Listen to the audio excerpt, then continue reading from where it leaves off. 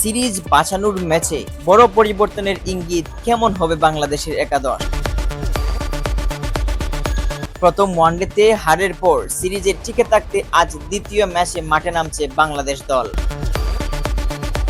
আগের ম্যাচের ব্যাটিং ব্যর্থতা ও ভুল সিদ্ধান্ত থেকে শিক্ষা নিতে চায় মেহেদী হাসান মিরাজের নেতৃত্বাধীন টাইগাররা।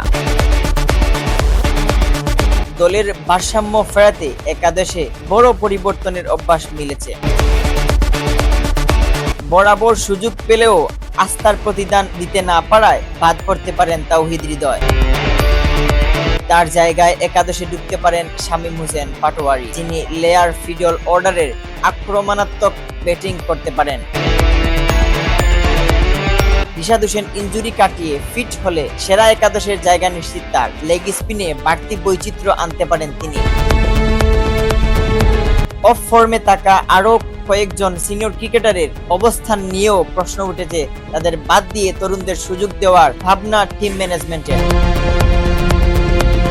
সিরিজে টিকে থাকতে হলে এই ম্যাচে জয়ের বিকল্প নেই, তাই একাদশ বাছাই থাকবে ভারত বাড়তি সতর্কতা।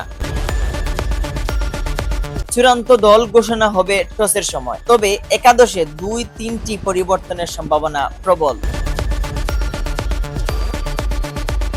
Mohammad Yahya, CS news.